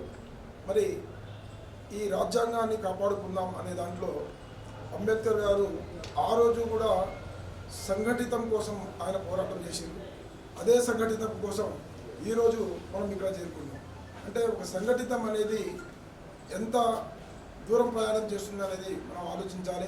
అందరం సంఘటితంగా ఉండి రేపు ఇక్కడి నుంచి మన నల్గొండ జిల్లా నుంచే ప్రయాణం మొదలుపెట్టాలి. అవసరం అనుకుంటే కాన్స్టిట్యున్సీ వైజ్గా ఈ కార్యక్రమాలను నిర్వహించే ప్రక్రియ ఈ పరిరక్షణ కమిటీ చేస్తుందని చెప్పేసి నేను భావిస్తున్నాను. మరి ఈ పరిరక్షణ కమిటీ యొక్క ముఖ్య ఉద్దేశం రాజ్యాంగాన్ని కాపాడుదామని అంటున్నారు. మరి రాజ్యాంగాన్నే కాదు, ఈరోజు మన దేశాన్ని కూడా మనం కాపాడుకోవాల్సినటువంటి అవసరం ఉన్నది. ఎందుకంటే దేశ సంపదను విదేశాలకు పంపిస్తున్నటువంటి ఈరోజు కేంద్ర ప్రభుత్వం దాన్ని కూడా ప్రశ్నించే తత్వం ఇక్కడ మన ఉన్నటువంటి ప్రతిపక్షాలకు కానివ్వండి, రాజకీయ నాయకులకు కానీ అలవాటు కావాలి. కానీ వారు ఈ సంపదని దోచుకోబోతున్నాం, ప్రేక్షక పాత్ర పోషిస్తున్నటువంటి నేటి రాజకీయ వ్యవస్థ మారాలని చెప్పేసి మేము ఆమ్ ఆద్మీ పార్టీ తరఫు నుంచి ఎన్నో విధాలుగా ప్రయత్నాలు జరుగుతున్నది. జాతీయ స్థాయిలో కూడా మేము గతంలో ఢిల్లీలో ఉన్నటువంటి ప్రభుత్వంలో కూడా విద్యా వైద్యాన్ని ఉచితంగా అందిస్తూ భారత రాజ్యాంగ మూలాల ప్రకారం అక్కడ ఉన్నటువంటి ప్రభుత్వాన్ని ఏర్పాటు చేయడంలో సఫలీకృతం అయినా, అదేవిధంగా దేశవ్యాప్తంగా రాజ్యాంగబద్ధమైనటువంటి రాజకీయ వ్యవస్థ నడవాలని చెప్పేసి మేము కోరుకుంటున్నాం. ఈ పరిరక్షణ కమిటీ మిత్రులకు మరి నా చివరి ఒక 2 అంశాలు. ఇది వాస్తవంగా ప్రతి నెల 4వ శనివారం ప్రతి గురుకుల పాఠశాల స్కూల్లో కానివ్వండి, జూనియర్ స్కూల్స్లో వక్తృత్వ పోటీలు కానివ్వండి, వాళ్ళకి ఎందుకంటే సోషల్ ఆర్గనైజేషన్స్ చేసుకోవడం కోసం 4వ శనివారాన్ని ప్రభుత్వమే కేటాయించింది. దాన్ని పరిరక్షణ సమితి వారు కానివ్వండి, మన రాజ్యాంగాన్ని కాపాడుకోవాల్సినటువంటి అవసరం మనకు ఆసన్నమైంది కాబట్టి ఆ సమయాన్ని అవసరమైతే ఆయా జూనియర్ కళాశాలలో కార్యక్రమాన్ని నిర్వహించేసి రాజ్యాంగాన్ని కాపాడుకుందామని కోరుకుంటూ ఈ అవకాశాన్ని నాకు కల్పించినటువంటి పెద్దలందరికీ పేరు పేరున ధన్యవాదాలు తెలుపుకుంటూ జై హింద్. గారికి ప్రత్యేక ధన్యవాదాలు. యాదగిరి అన్న బీసీ సంఘం కే యాదగిరి అన్న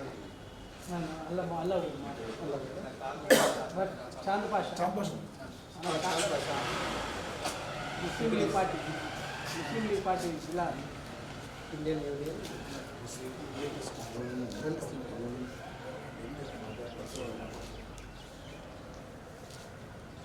గట్టిగా మాట్లాడు.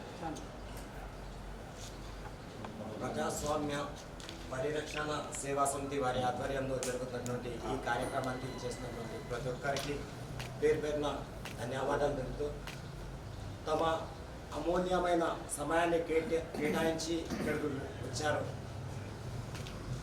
కాబట్టి మీకు ఈ రాజ్యాంగం మీద ఉన్న ప్రేమ ఈ సందర్భంగా అర్థమవుతుంది. నేను సమయం తక్కువగా ఉంది కాబట్టి నేను నా ప్రసంగాన్ని 2 నిమిషాల్లో ముగించాలనుకుంటున్నాను. 1976లో ఇందిరాగాంధీ గారు చట్ట సవరణలో సెక్యులరిజం, సోషలిజం అనే 2 పదాలను చేర్చారు. దాన్ని కూడా ఇప్పటి ప్రభుత్వం జీర్ణించుకోవడం లేదు. కొన్ని ప్రభుత్వాలు వచ్చేసి ఎన్నో చట్టాలు అంటే నల్ల చట్టాలు, వక్ఫ్ చట్టం కానివ్వండి, మరియు ఖుషీ చట్టం, రైతులకు సంబంధించి ఖుషీ చట్టం కానివ్వండి, త్రిపుల్ తలాక్ చట్టం కానివ్వండి, ఇలాంటి చట్టాలని నల్ల చట్టాలను తెస్తూ ప్రజలపై రుద్దుతుంది. ప్రజలకి పనికొచ్చేటువంటి స్వామ్యవాదం దేశంలో, భారతదేశంలో ఉన్నటువంటి ప్రతి ఒక్కరూ అందరూ పేదరికంలో కాకుండా అందరూ ఒకే విధంగా జీవించాలన్నటువంటి వాటిని కాకుండా దీంట్లో ఏమంటారు, మనువాదాన్ని పోషించుకుంటూ మరియు ఏమంటారు సనాతన ధర్మం అనుకుంటూ మనువాదాన్ని పెంపొందించుకుంటూ పోషించుకుంటూ వేరే జనాలని మతాల మధ్య చిచ్చులు పెట్టుకుంటూ జనాలకి ఇప్పుడు పనికిరాని చర్చల్ని తెరపైకి తెస్తూ పనికిరాని చట్టాలని జనాల మధ్య రుద్దుతూ ఎన్నో ప్రయత్నాలు చేస్తుంది. మన రాజ్యాంగాన్ని రక్షించుకోవడానికి మనం చేయాల్సిన పని ఏంటంటే ఫస్ట్ మనం ఈ చట్టాలు ఏవైతే చేస్తుందో మన హక్కులేంది, ఈ ప్రభుత్వాలు తెచ్చే చట్టాలు ఏందో తెలుసుకుంటే మనకి ఫస్ట్ అర్థమవుతుంది మనకున్న హక్కులేంది. మనకున్నటువంటి హక్కులు మత హక్కు కానివ్వండి, వాక్ స్వాతంత్ర హక్కు కానివ్వండి, జీవించే హక్కు కానివ్వండి, ఈ హక్కుల గురించి జనాలలో అవగాహన కల్పించుకుంటూ పోతే ప్రభుత్వాలు తెచ్చేటువంటి ఏవైతే చట్టాలు ఉన్నాయో వాటిని మనం పూర్తిగా అర్థం చేసుకొని జనాలలో తీసుకెళ్ళగలిగితే మనం నిరంకుశంగా ఈ యొక్క ప్రభుత్వాల యొక్క కుట్రని మనం బహిర్గతం చేయొచ్చు.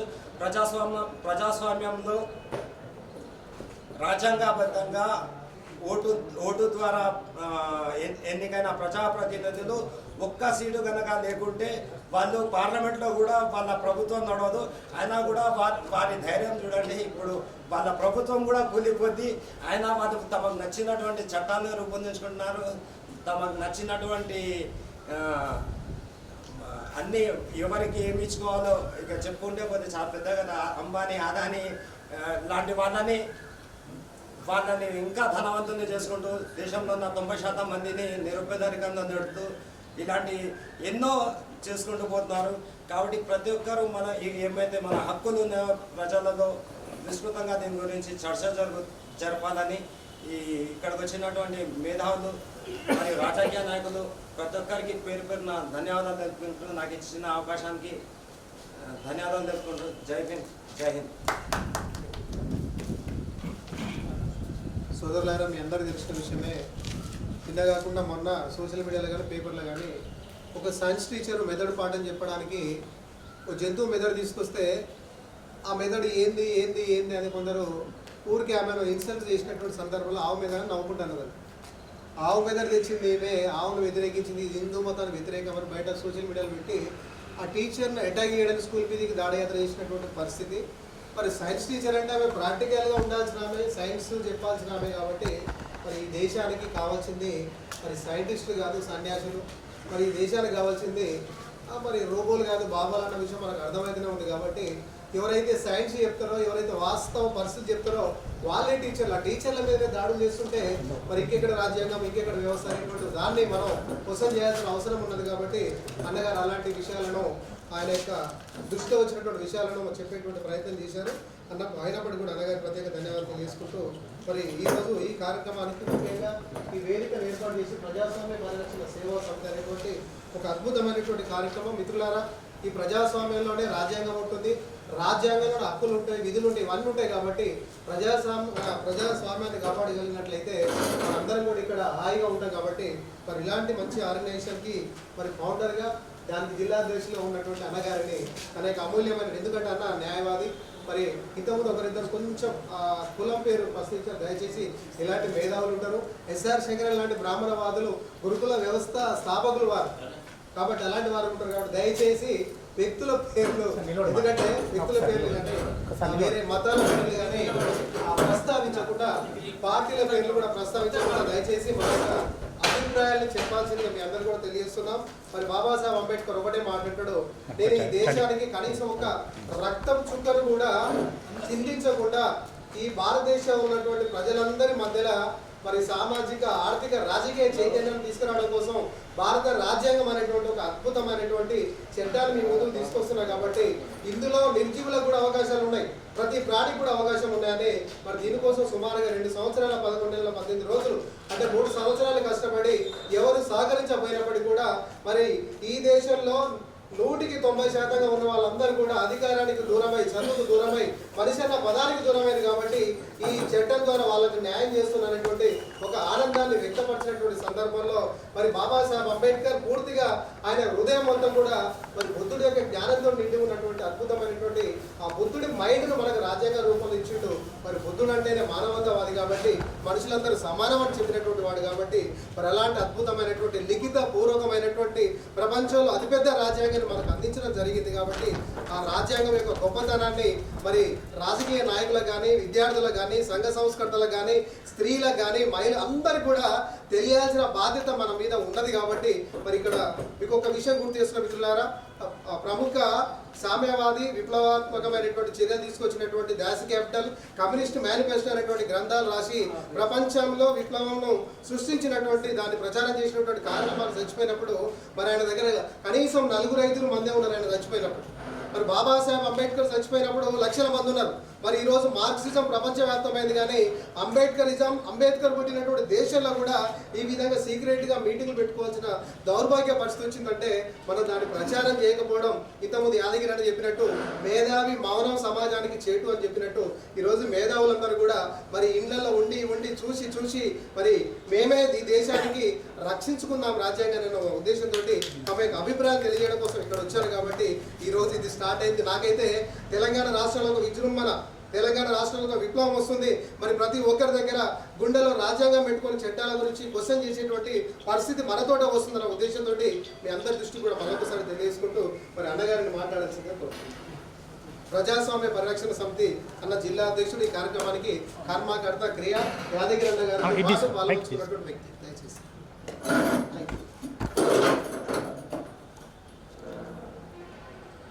ఈరోజు రాజ్యాంగం రక్షించుకుందామనే అంశం మీద రౌండ్ టేబుల్ సమావేశాన్ని నిర్వహించుకుంటున్నాము. రాజ్యాంగ ప్రియులు, రాజ్యాంగం మీద అవగాహన ఉన్నవాళ్ళు, రాజ్యాంగాన్ని రక్షించుకోవాలనే తపన ఉన్నవాళ్ళు ఈరోజు ఒక దగ్గర మనం గుంపుకూడినాం. అందరి అభిప్రాయాలు మనం ఒకరొకరు పంచుకున్నాం. రాజ్యాంగ ప్రియులు, రాజ్యాంగాన్ని రక్షించుకునే వాళ్ళు అనే తపన ఉన్న వాళ్ళు భారతదేశంలో చాలామంది ఉన్నారు. కానీ వాళ్ళందరికీ అవగాహన కల్పించి ఈ పాలకుల యొక్క నియంతృత్వాన్ని ప్రశ్నించేటటువంటి అవగాహన కల్పించాలి మనం అందరం, మేధావులు అంటారు. కాబట్టి ఇంతకుముందు నేను ప్రారంభంలో మాట్లాడినాను. ఇప్పుడు నేను మీ అందరి దృష్టికి తీసుకొస్తున్న అంశం ఏంటంటే, మేము కొంతమంది న్యాయవాదులు యాదగిరి, ముఖ్య శ్రీనివాస్ ఇంకా కొంతమంది కలిసి ప్రజాస్వామ్య పరిరక్షణ సేవా సమితి ఒక సంస్థను 2023లో ప్రారంభించడం. గోనారెడ్డి గారి సలహాలతోటి మేము మొదటి కార్యక్రమం అంబేద్కర్ జయంతి రోజు ప్రారంభించినాము. అప్పటి నుంచి మాకు వీలున్నంత వరకు విస్తృత స్థాయిలో తీసుకెళ్ళలేకపోయినాం. కానీ స్కూళ్ళలో మేము వ్యాసరచన పోటీలు పెడుతుంటాం, బహుమతులు ఇస్తూ రాజ్యాంగ ప్రతులను మేము పంచుతున్నాము. వివిధ వేదికల మీద కూడా పంచినాము. ఈ రాజ్యాంగ ప్రతులను నేను మహారాష్ట్రలో యవత్మాల్లో మాజీ పిసిసి ఇన్ఛార్జ్ ఠాక్రే గారి స్వస్థలంలో పంచొచ్చిన. మొన్న బట్టి విక్రమార్క గారి పుట్టినరోజు నాడు రాజ్యాంగాన్ని బహుకరించి 200 ప్రతులను అక్కడ పంచినాము. నేను స్కూళ్ళల్లో కూడా వీలైనంత వరకు చేస్తున్నాను. అందరు ఇప్పుడు ఈరోజు ఒకటి వచ్చింది కాబట్టి మన యాదగిరి చొరవ తీసుకుంటూ ఈ మీటింగ్ను ఏర్పాటు చేసిండు. నేను అదేవిధంగా ఇంకో సూచన చేస్తున్నా. ఈరోజు ఇక్కడికి వచ్చినటువంటి రాజ్యాంగ ప్రియులు అందరితోటి ఒక వాట్సాప్ గ్రూప్ క్రియేట్ చేయండి. ఇది ఒక తొలి అడుగు మాత్రమే. ఇంతకుముందు చాలా చేసి ఉండొచ్చు. మనం ఇక్కడ ఈ ఒక్క సమూహం ఉంది, తొలి అడుగు. ముందడుగు వేద్దాం. ఇప్పుడు ఈరోజు సమాచార లోపం, సమయం తక్కువ ఉండడం వల్ల వేరే ప్రాంతాల నుంచి కూడా వచ్చారు సోదరి, ఇంకా వేరే దగ్గర నుంచి కూడా వచ్చారు. అంటే రాజ్యాంగం విలువలు ఉన్నాయి, రాజ్యాంగ ప్రియులు ఉన్నారు. ఈ నియంతృత్వంగా పాలించే వాళ్ళు ఉన్నా కూడా అంతకంటే ప్రశ్నించే వాళ్ళు ఇక్కడ ఉన్నారు. కానీ దాన్ని ముందుకు తీసుకెళ్ళాలి. కాబట్టి నెక్స్ట్ సమావేశానికి మనం ప్రీ ప్లాన్డ్గా మిగతా వాళ్ళ సలహాలు కూడా ఇప్పుడు మేమిద్దరమే ఒక భాగస్వామ్యంలో నట్టున్నాం. ఇప్పుడు ఒక వాట్సాప్ గ్రూప్ ఏర్పాటు చేస్తే మీ సలహాలు కూడా ఉంటాయి. ఈసారి ఇక్కడనైనా ఏం లేదు, ఇంకొక వేదిక దేవరకొండ, మిర్యాలగూడ వివిధ ప్రాంతాల్లో చేస్తే ఇంకా బాగుంటుందని నా ఉద్దేశం. ఇంకా ఎక్కువ సమయం కోసం ఏం చేయాలంటే 2 సెషన్లు నడుద్దాం. 10 గంటలకు వచ్చి లంచ్ ఏర్పాటు చేసుకుని కూడా 4 వరకు చేస్తే అది చాలా ఉంటుంది. ఇంకా కొన్ని నా సూచన ప్రకారం ఏంటంటే పల్లెటూర్లలో ఈ పుస్తకాలు పంచడానికి ఒక ర్యాలీ లాగా మనం అందరం ఒకే అభిప్రాయం ఉన్న వాళ్ళం వెళ్దాం, ఎక్కడెక్కడో చేద్దాం. ఇది విస్తృతంగా ముందుకెళ్తుందని నేను ఆశిస్తున్నాను. మీరందరూ ఈ సమావేశానికి ఇచ్చేసినందుకు మీ అందరికీ ధన్యవాదాలు తెలుపుకుంటున్నాను.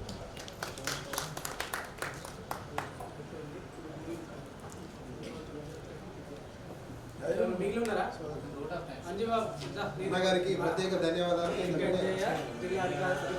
అన్నగారు ఏమంటున్నాండి సార్, ఒక వాట్సాప్ చేసి మళ్ళా కొంచెం టైం తీసుకుని పెద్దది పెడతాను. నేను ఇప్పుడు చేస్తున్నా సార్.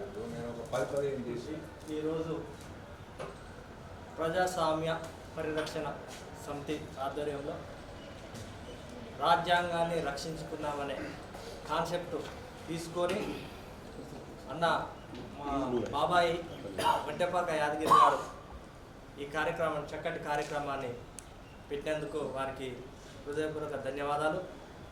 అదేవిధంగా ఈ వేదికను అలంకరించిన ప్రతి ఒక్కరికి నా హృదయపూర్వక ధన్యవాదాలు తెలియజేసుకుంటూ, రాజ్యాంగం అందరూ ఈ పట్టణాలల్లో సిటీలల్లో ఇక్కడి వరకే మాట్లాడుకుంటారు ఈ రాజ్యాంగం గురించి. పల్లెటూరులో వ్యవసాయం చేసేవాళ్ళు, కూలీ చేసుకునేవాళ్ళు, వాళ్ళకి ఈ రాజ్యాంగం గురించి ఏం తెలియదు. నా ఉద్దేశం ఏంటంటే, ఇక్కడ చదువుకున్న వాళ్ళు ఉంటారు, బాగా కవులు కళాకారులు ఉంటారు, వారికి అవగాహన తెలిసిన వాళ్ళు ఉంటారు, విద్యార్థులు ఉంటారు, గురువులు ఉంటారు, అందరు ఇక్కడ సిటీలలో ఉంటారు. కానీ పల్లెటూరులో పేదవానికి రాజ్యాంగం గురించి తెలిసిన రోజే ఆ రాజ్యాంగం రక్షించబడుతుందని ఈ సందర్భంగా తెలియజేసుకుంటాం. ఎందుకంటే రాజ్యాంగాన్ని రక్షించేది వీళ్ళు కాదు, పల్లెటూరులో ఉండే పేదవాడు కష్టజీవి రాజ్యాంగాన్ని రక్షిస్తుడు వాడు. ఎందుకంటే ఇప్పుడు రాజ్యాంగంలో ఉన్న చట్టాలను గౌరవించేది వాడే. పల్లెటూరులో ఉన్న వ్యక్తి రాజ్యాంగంలో ఉన్న చట్టాన్ని అతిక్రమించాడు. చట్టాన్ని ఎవరు అతిక్రమిస్తారు అంటే చట్టాల ద్వారా గెలుపొంది చట్టాల ద్వారా చట్టాన్ని చేసేవాడే రాజ్యాంగాన్ని అతిక్రమిస్తుడు. వాడే రాజ్యాంగాన్ని తూట్లు పొడిచే కార్యక్రమం చేస్తుండు. ఎందుకంటే మనం ఓట్లు వేస్తున్నాం, గెలిపిస్తున్నాం, వాళ్ళని చట్టసభలకు పంపిస్తున్నాం. కానీ ఆయన చేసే పని ఏందా అంటే కింద ఉన్న వానికి ఆ చట్టం ద్వారా వానికి ఏం కల్పించాలో, వాని హక్కులు ఏంటియో అవి తెలియకుండా చేసి వాడే సంపాదనలో మునిగిపోయి వీరికి ఏమి అందకుండా చేసే కార్యక్రమం చేస్తుంది. దీన్ని మనం అందరం అబ్జర్వ్ చేసి అవగాహన చేసి ఊర్లలో రాజ్యాంగాన్ని మనం చట్టాలను వాళ్ళకు అవగాహన కల్పిస్తే దాన్ని రక్షించబడుతుందని ఈ సందర్భంగా తెలియజేసుకుంటూ, అదేవిధంగా మొన్న పోయిన ప్రభుత్వం కేసీఆర్ గారు రాజ్యాంగాన్ని మార్చాలనే ఏదో సందర్భంలో ఒక మాట మాట్లాడడం జరిగింది. దాని మీద మేము భాస్కర్ టాక్స్ కాడ సారి డిఓ ఆఫీస్ ఎదురుగా టెంట్ వేసి పిరిక కరంజీరాజు వారి ఆధ్వర్యంలో టెంట్ వేసి 10 రోజులు మేము నిరాహార దీక్ష చేసి దాని మీద ధర్నాలు రాస్తారోకలు చేయడం జరిగింది.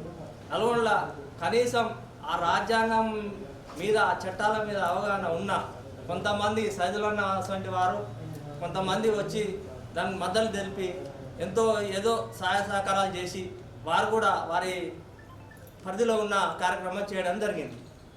కానీ చదువుకొని ఆ రాజ్యాంగం దాని గురించి తెలిసి ఆ చట్టాలు తెలిసిన వారు కూడా బయటికి వెళ్ళని పరిస్థితి ఉన్నది. అంటే ఈ రోజుల్లో 60% మంది చదువుకున్న విద్యావంతులు ఉన్నారు. కానీ ఏదైనా సమస్య వస్తే 60% మంది ఇంట్లోనే ఉంటారు, 20% మంది చదువుకోని వాళ్ళే బయటకు వచ్చి ఉద్యమాలు చేసే పరిస్థితికి వచ్చింది. అంటే గతంలో కమ్యూనిస్టు ప్రభుత్వాలు ఉన్నప్పుడు, కమ్యూనిస్టు పార్టీలు ఉన్నప్పుడు పావుల పెట్రోల్ ధర వెతికితే రోడ్ల మీదకి వచ్చి ధర్నాలు చేసే రోజులు ఉండే. 5 పైసలు పెరిగిన రోడ్డు మీదకి వచ్చి ధర్నాలు చేసే రోజులు ఉండే. ఆ ఎర్ర బస్సులను అద్దాలు బలగొట్టి ఎన్నో చేసేది కార్యక్రమాలు. ఈ రోజుల 100 రూపాయలు పెరిగినా కానీ దాన్ని పట్టించుకునే పరిస్థితి లేదు. ఈరోజు మొన్న ఒక 6 నెలల ముందు టమాటాలు 80 రూపాయలు కిలో అయినాయి. కానీ ఆ ఎంత పెరిగినా కళ్ళు మూసుకొని చేస్తున్నారు, తింటురు. కానీ కనీసం మరి ఎందుకు ఇట్లా పెరుగుతుంది? సామాన్యుడు ఇది తినలేస్తాడా? 80 రూపాయలు పెట్టి కిలో తెచ్చుకొని తినలేస్తారా? సామాన్యుడి ఇంట్లో 10 మంది ఉంటారు. వాళ్ళకి ఆ ఇంట్లో ఒక కిలో తెస్తే ఒక రోజులో అయిపోతుంది. అట్లాంటి ఆలోచన చేసి పెద్దలు, విద్యావంతులు, ఆలోచన పనులు అందరూ ముందుకు రావాలి. వాళ్ళు వస్తేనే ఈ రాజ్యాంగాన్ని రక్షించబడుతుంది. కానీ ఈ సామాన్యులకు ఈ రాజ్యాంగంలోని చట్టాలను వాళ్ళకు అవగాహన కల్పించాలని సందర్భంగా తెలియజేసుకుంటూ ఈ వేదికను అలంకరించిన అందరికి పెద్దలకి మరొకసారి ధన్యవాదాలు తెలియజేసుకుంటూ ముగిస్తూ జై రాజ్యాంగం వర్ధిల్లాలి. ఎన్నో విధమైనటువంటి దాడులు మన మీద జరుగుతున్నాయి రాజ్యాంగం ఉంటేనే. కొన్ని స్టేట్లు అయితే ఈ రాజ్యాంగం అంటే లెక్కనే లేదు. నోట్ల మూత్రం పోయడం, గుర్రం మీద తిరిగితే వాడిని పెళ్లి చేసుకొని గుర్రం మీద తిరిగితే వాని మీద దాడి చేసి నానా రకాలుగా హింసించడము. రాజ్యాంగం ఉంటేనే రక్షించలేనటువంటి పరిస్థితుల్లో మనం ఉన్నప్పుడు ఆ రాజ్యాంగం లేకపోతే మన బతుకులు మనం ఎట్లాంటి పరిస్థితుల్లో మళ్ళీ వెనక కాలానికి పోవాల్సి వచ్చింది. అప్పుడేమో మూతికి ముంత కట్టిరు, ముట్టించి చెట్టు కట్టిరు, కానీ ఇప్పుడు ఇంకా దారుణంగా చేస్తారు. కాబట్టి పరిరక్షించుకోవాల్సిన అవసరము ప్రతి దళితుల మీద ఉన్నది. తీసివేయాల్సిన అవసరము ప్రతి అగ్రవర్ణాల దగ్గర ఉంది. ఈ రెండింటి మధ్యలో జరుగుతున్నటువంటి సంఘర్షణ అది ఇప్పుడు వెలుగులోకి తీసుకొచ్చి మీరు చాలా సంతోషం. ఇంకొక 10-15 సంవత్సరాల తర్వాత రక్షించుకుందామనే తీసుకొస్తే అప్పుడు మనము ఎక్కడనో దాక్కునే పరిస్థితులు ఉండవు, దాక్కొని రక్షించుకోవాల్సిన పరిస్థితులు వస్తుండే. కళ్ళు తెరిచినాం, ఇప్పటికైనా కూడా ముందరికి వస్తున్నాం. ఇది చాలా సంతోషమైనటువంటి పరిణామం. ఏ విధంగా రక్షించుకోవాల్సింది అనేది మన పెద్దలు మనం అందరం కలిసి ఒక నిర్ణయాత్మకమైనటువంటి సందేశాన్ని, ఒక అవగాహనను, ఒక యాక్షన్ ఆఫ్ ప్లాన్ని మనం ముందుకు తీసుకుపోవాలి. ఏ విధంగా రక్షించుకుందామనేది మనలో మనము ముందు ఐక్యం కావాలి. ఐక్యత అనేది జరిగితే రక్షణ అనేది తనంతట అదే వస్తుంది. ఐక్యంగా లేనప్పుడు రక్షించుకోలేము. కాబట్టి ఐకమత్యం అనేది చాలా ఇంపార్టెంట్. ముందుగా మనం ఎస్సీ, ఎస్టీ, బీసీ, మైనార్టీలో ఉన్నటువంటి మేధావులు ఒక దగ్గర ఉండి ఐక్యంగా ఉండి వారి సందేశాన్ని బయటికి పంపించినట్టయితే మిగతా వర్గాల వాళ్ళు కూడా ఈజీగా రావడానికి అవకాశం ఉంటుంది. కాబట్టి ముందు మేధావి వర్గాన్ని ఐక్యం చేయాలి. ప్రతి 15 రోజులకు ప్రతి నెలకు ఇట్లాంటి సమావేశాలు చేసి ఏం జరిగింది, గత నెలలో ఏం జరిగింది, ఇప్పుడు ఏం జరుగుతున్నాయి. ఇంకా ఆంధ్రాలో అయితే ఇంకా చాలా భయంకరమైన పరిస్థితులు ఉన్నాయి. మాలోళ్ళు మాదిగోళ్ళు ఉంటే మాలోడనే పిలుస్తారు, మాదిగోడనే పిలుస్తారు, కానీ ఆ పేరు పెట్టి పిలవరు. ఒక ఉద్యోగస్తుడైనా కూడా ఎక్కడైనా కూడా. నిన్న మా దగ్గరకు ఒక చేసి ఒక అమ్మాయి కానీ ఒక అమ్మాయిని పెట్టి వాడిని ఇంటికి తీసుకుపోవాలంటే వానికి భయపడిండు. ఈ మాలోళ్ళ పిల్లలు నేనైతే తీసుకోపోలేదు, ఇంటికి వాళ్ళకి కూడా తీసుకోవాలి. వాడు వేరే పెళ్లి చేసాడు వాళ్ళ బాబుకు, వానికి పద్మశాల అబ్బాయికి. ఈ అమ్మాయి పోయి నేనున్నాక మన పెళ్లి ఎట్ట చేసి రాసుకొని గొడవ చేస్తే మీరు మాలోళ్ళు మా టౌన్లో కొంచెం మనం చక్కబుక్కుంటున్నాం, కానీ వారికి వాస్తవానికి కూడా విలేజ్లకు పోతే ఇంకా దారుణమైన పరిస్థితులు ఉన్నాయి. కాబట్టి ఆ పాలడుగు నాగార్జునకు కూడా మనం ఈ సందర్భంగా ఆయనకు ధన్యవాదాలు కూడా చెప్పాలి. కొన్ని అంశాలని ఆ నాగార్జున ముందరికి తీసుకొని వస్తాడు. ఆ కేవీపీఎస్ ద్వారా కొన్ని ముందరికి తీసుకొచ్చి కొంతవరకు కొట్లాడుతుంది. వాట్సాప్లో కూడా మనం సపోర్ట్ చేసుకోవాలి, ఆయన సపోర్ట్ కూడా మనం తీసుకోవాలి. రాజ్యాంగం లేకుంటే మాత్రం మనకు ఉనికి లేదు. మనం ఎంత చదువుకున్నా కూడా భారత రాజ్యాంగాన్ని రాజ్యాంగ వ్యతిరేక శక్తులారా రాజ్యాంగ వ్యతిరేక శక్తులారా రక్షించుకుందాం భారత రాజ్యాంగాన్ని.